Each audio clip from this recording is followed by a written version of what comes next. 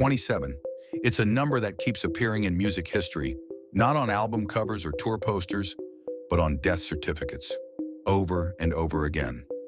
Some of the most influential artists of the last 60 years all died at the exact same age. Different genres, different decades, different countries, same number.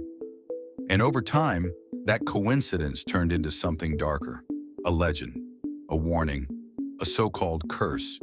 You've probably heard it framed like this: live fast, die young, join the 27 Club. But here's the part that almost never gets mentioned. When these artists were alive, no one believed they were connected. There was no list, no pattern, no club. Each death was reported as a tragedy on its own, explained by exhaustion, addiction, illness, pressure, or isolation. The number didn't matter until years later when people started looking backwards. Because humans are good at one thing above all else: finding meaning after the damage is already done. This series isn't about a curse. It's about how a story was built after the bodies were buried and why we keep telling it. Before we go any further, it's important to be clear about what this series is and what it isn't. This is not a video about curses, numerology, or fate. It's not here to glamorize addiction or turn real deaths into aesthetic mythology. Everything you're about to hear is grounded in documented facts, biographies, medical findings, contemporary reporting, and verified timelines. Today, the 27 Club is often described as if it were a real group, a doomed class of tortured geniuses who all shared the same destiny. But historically, that simply isn't true. The term itself didn't exist when these artists were alive. It was applied later, retroactively, after people began noticing a coincidence and connecting dots that were never meant to be connected. Humans are pattern-seeking by nature. When tragedy repeats, we look for meaning, especially when fame is involved. And in the late 1960s and early 1970s, the music industry provided the perfect conditions for those tragedies. Relentless touring, widespread drug use, little understanding of mental health, and virtually no safeguarding for young artists. What looks like a mysterious pattern is, in reality, something far more uncomfortable. A system that burned people out quickly, then moved on. So, without further ado, let's jump into the iceberg and see what we can discover.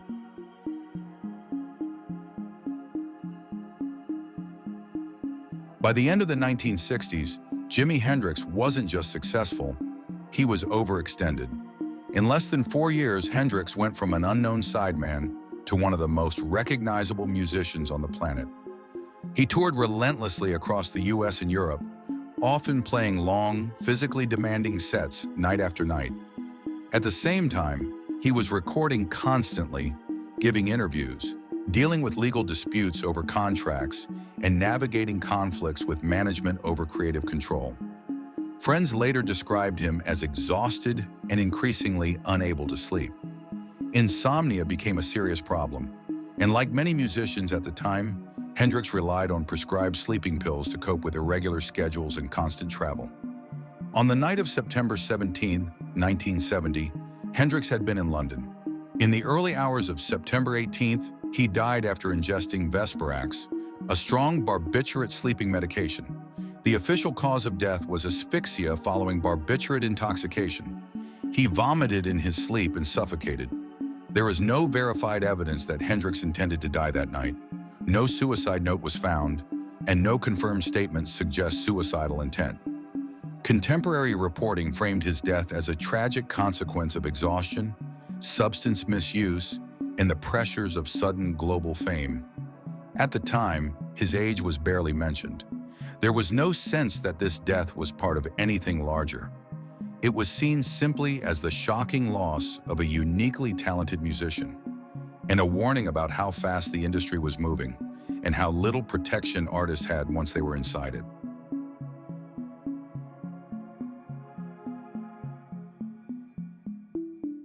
To the public, Janis Joplin looked fearless. Loud, raw, and completely unrestrained on stage. But off stage, her life was marked by deep insecurity and a constant search for acceptance. Growing up in Texas, Joplin was bullied and felt like an outsider long before she became famous. Music became the one place where she felt valued, and that connection between performance and belonging stayed with her throughout her career. By 1970, Joplin was under intense pressure. She was recording what would become her most successful album, Pearl, while also trying to control her long-running struggles with alcohol and heroin addiction.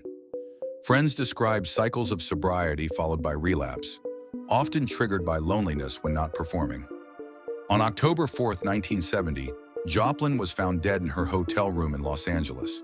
She had died from an accidental heroin overdose, with alcohol also present in her system. Police reports noted that the heroin she used was unusually strong, a common and dangerous reality of the unregulated drug market at the time. There was no evidence of suicide planning, no note, no indication that she expected or intended to die. Media coverage focused on the dangers of addiction and the pressures of fame, not on her age. At 27, her death was treated as an individual tragedy, another example of how vulnerable young artists were when success came faster than stability or support.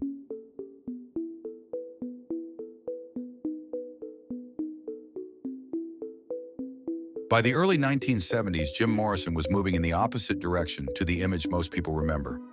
Publicly, he was still framed as a chaotic rock frontman. Privately, Morrison was increasingly withdrawn, disillusioned with fame, and physically unwell. Years of heavy drinking, constant touring, and legal trouble in the United States had taken a toll, and he had begun to see celebrity as a trap rather than a reward. In early 1971, Morrison left the United States and moved to Paris with his partner, hoping for distance from the media and a chance to focus on writing poetry. Friends later described this period as an attempt to slow down and escape the expectations that followed him as the face of the Doors. On July 3, 1971, Morrison was found dead in the bathtub of his Paris apartment. He was 27 years old. French authorities recorded the cause of death as heart failure. No autopsy was performed, which later became a source of speculation. But at the time, this was not unusual under French law, when no evidence of foul play was present. When news of his death broke, it was reported as another shocking loss in rock music. But again, not as part of any wider pattern. His age was not emphasized, and there was no suggestion of a shared fate with earlier deaths. Morrison's story, like the others, stood alone.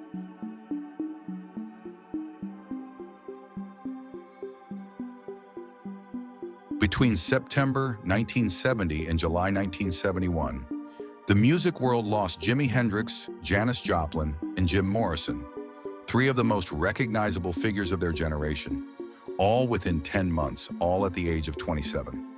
In hindsight, this period is often described as the beginning of the so-called 27 Club, but at the time it wasn't seen that way at all. Contemporary journalism focused on a different story.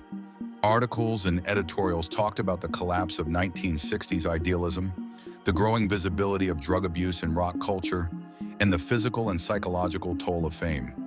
These deaths were framed as warnings about excess and burnout, not as evidence of a numerical pattern. Crucially, the number 27 was rarely mentioned in reporting. Obituaries emphasized talent, influence, and loss, not age. There were no think pieces linking the deaths together, no suggestion that something mysterious was happening, and no sense that these artists shared a common destiny. What existed instead was shock and fatigue. To many observers at the time, it felt like the end of an era. Proof that the rapid rise of rock stardom in the late 1960s had come with consequences no one had fully understood. The idea that these deaths were connected would only emerge years later, when distance allowed coincidence to harden into narrative.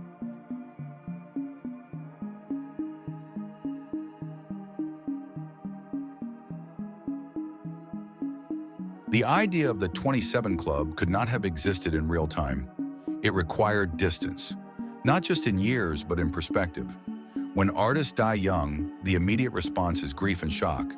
There's no room for pattern making while events are still unfolding. In the early 1970s, Hendrix, Joplin, and Morrison were mourned individually, their deaths absorbed into a wider conversation about drugs, fame, and the collapse of the counterculture movement. It was only later, when memories began to blur and histories were condensed, that similarities started to stand out. Time flattened complex lives into simpler stories. Context was lost and coincidence became easier to see as connection. Cultural memory works by selection. The most famous names survive while countless others fade. When those surviving names happen to share a detail, like an age, that detail gains symbolic weight. This is how myths form, not through invention, but through repetition. Each retelling trims away nuance until what remains feels deliberate rather than accidental. By the time journalists and fans began to look back in the 1980s and 1990s, the groundwork had already been laid. The deaths felt linked, even though they never were. Distance didn't reveal a hidden truth. It created one.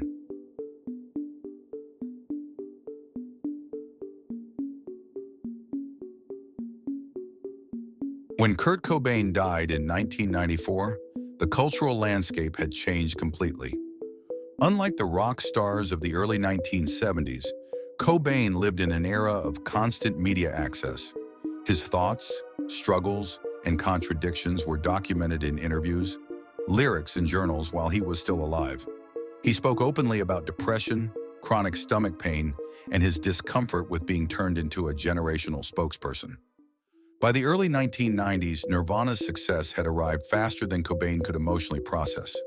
The pressure of fame, combined with addiction and mental health issues, created a situation that felt increasingly unmanageable. On April 5, 1994, Cobain died in Seattle from a self-inflicted gunshot wound. He was 27 years old. His death was widely reported as a suicide, and the shock reverberated far beyond the music world. This is the moment when history shifted. In the aftermath, journalists began drawing explicit comparisons to Hendrix, Joplin, and Morrison. For the first time, the shared age was emphasized. Articles referenced a disturbing coincidence, hinting at a pattern rather than isolated tragedies. Cobain's death didn't create the 27 Club, but it gave the idea its first real shape.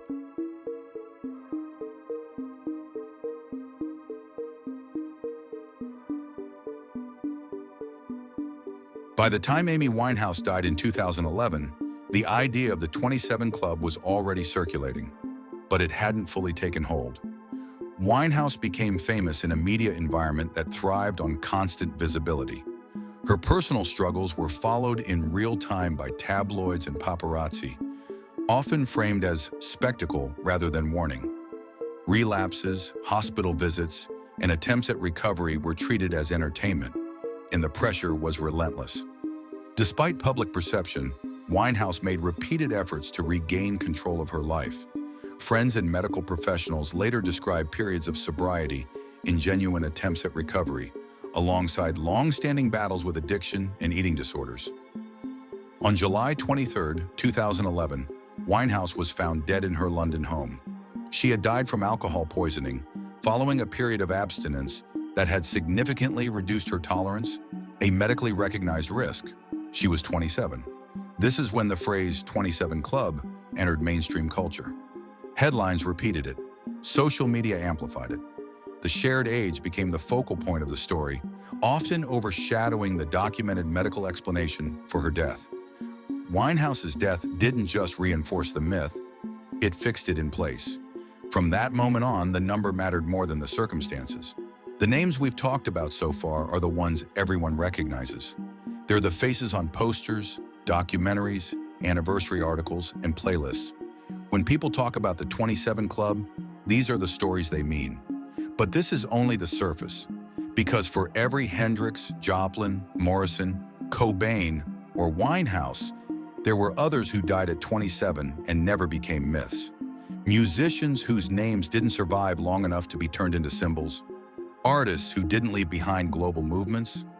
Just unfinished careers and small circles of grief. The reason you've never heard of most of them isn't because their stories mattered less. It's because fame decides what gets remembered. In the next part of this series, we're going past the legends and into the forgotten names. The musicians who also died at 27, without documentaries, without conspiracy theories, and without anyone calling it a curse. And once you see how many there are, the story of the 27 Club starts to look very different.